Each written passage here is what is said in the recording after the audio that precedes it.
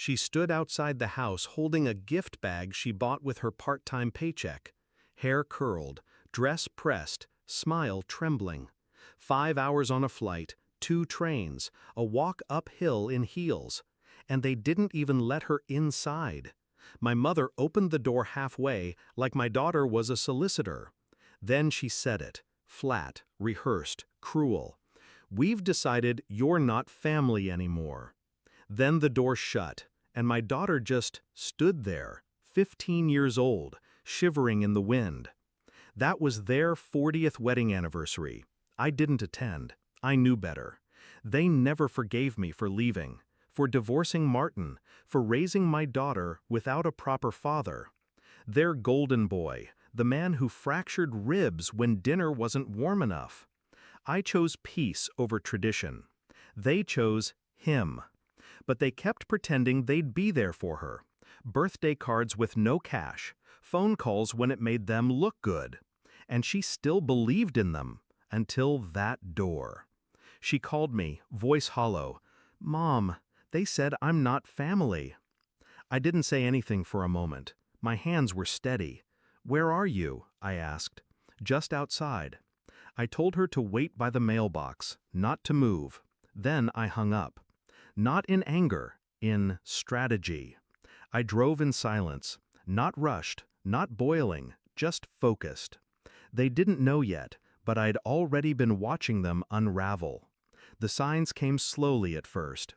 A passive-aggressive remark from my mom at Christmas. "You're lucky we still invite her." A comment from a neighbor. "I didn't know your daughter wasn't speaking to your parents anymore." Except she was.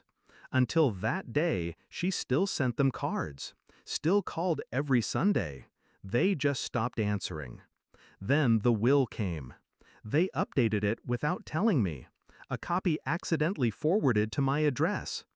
Everything to Martin's son from his first marriage. Not my daughter, not even a photo mentioned. I didn't react. I scanned every page, highlighted every clause, made notes. Quietly. I waited. And when she told me she wanted to surprise them for their anniversary, I let her. Because some lessons are taught through heartbreak. Others are delivered through consequence. I arrived 23 minutes later. My daughter sat on the curb, still holding the bag. I opened the door. In. She climbed in, silent, wiped her cheeks.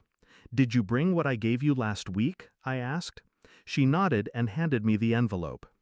Inside was the deed to the lake house, their prized property, the one they thought they still owned. 2 years ago, I bought their debt, behind on property taxes, behind on their second mortgage. They thought the lender worked something out. They didn't realize I was the lender now. Bought the liens, took ownership, waited. Let them live in the fantasy. Until tonight. We drove the extra 6 miles to the lake. Their lights were on. Party music still playing. My daughter waited in the car. I walked up calmly. Knocked once, then twice. My father opened it this time. He looked surprised to see me.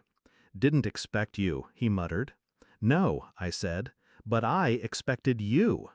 I handed him the letter. Foreclosure notice, eviction order, transfer of title, all legal, all signed, all final. They didn't read it at first. Then they did, and the screaming began. My mom yelled something about betrayal. My dad shouted about, "How dare I?" But I didn't flinch.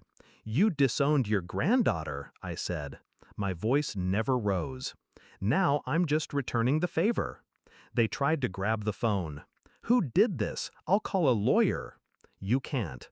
"Already did," I said. "Twice. The paperwork was filed months ago." "Where are we supposed to go?" my mother snapped. "Not my problem," I replied. "Just like she wasn't yours." I walked back to the car. My daughter looked at me, eyes wide. "Are they okay?"